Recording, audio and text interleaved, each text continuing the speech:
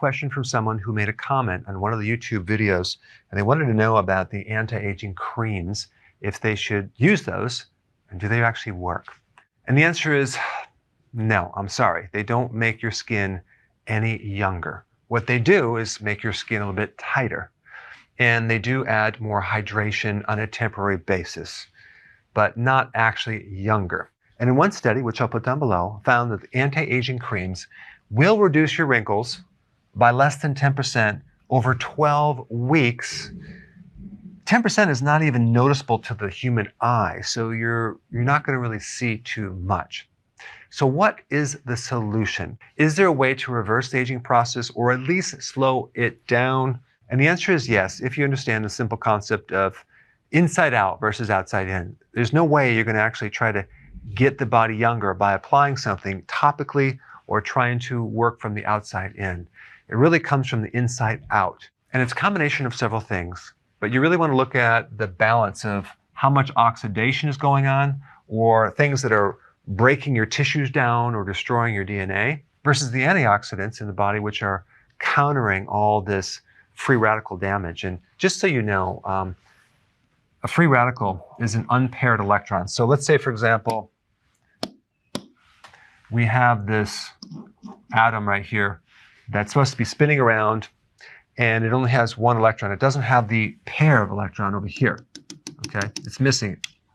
What happens, it makes the atom very, very unstable, and so it can create destruction to the body. And an antioxidant will donate an electron to stabilize this, to create less damage.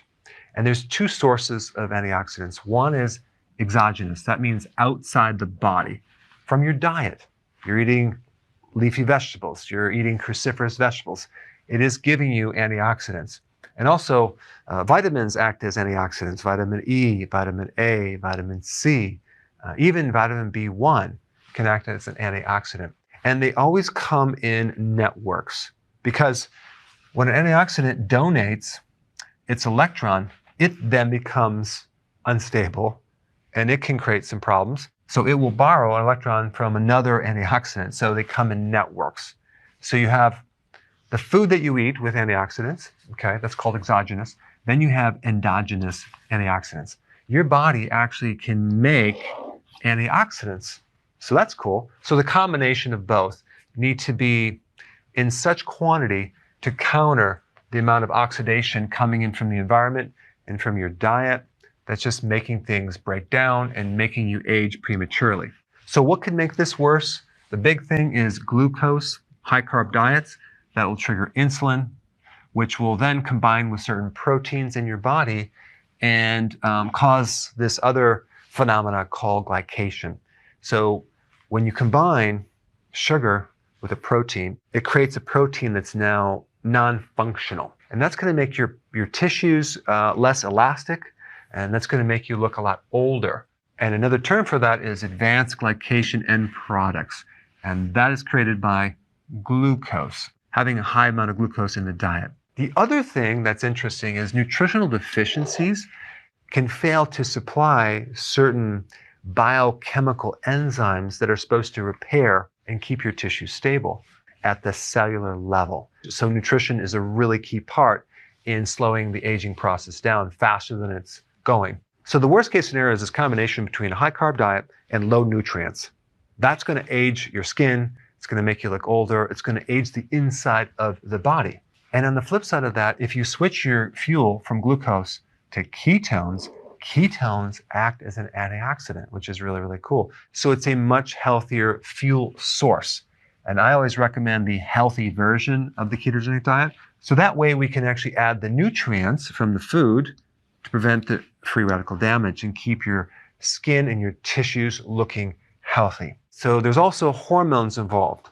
The hormone that you really want to preserve is growth hormone. Growth hormone is all about anti-aging. It's all about keeping your proteins intact. And I'm talking about the skin, the hair, the nails, the inside of the body. Growth hormone is responsible for that. As we age, growth hormone goes down. We want to keep it as high as possible. So there's certain things that lower growth hormone, and there's certain things that will increase it. Glucose, by the way, will lower growth hormone. Insulin will lower growth hormone. So high carbohydrate diets, stay away from them. Cortisol from stress will also inhibit growth hormone. Cortisol is very destructive on your proteins, on your skin, and it will age you in an accelerated rate. Alcohol is another thing that is very dehydrating. It will inhibit growth hormone. It will make you look old. All right, so how do we raise growth hormone? Well, exercise, okay? But make sure you don't overtrain. If you exercise correctly with enough recovery, you can spike growth hormone by 500 to 700%. So that's one key factor, regular exercise. Plus, the exercise can, if done correctly, reduce the cortisol, the stress. And then fasting. Fasting is probably one of the most important things if you wanted to slow down the aging process and look younger. Also, when you do periodic prolonged fasting, you stimulate stem cells. Stem cells actually help you regrow new tissue like your immune system, your gut, your skin.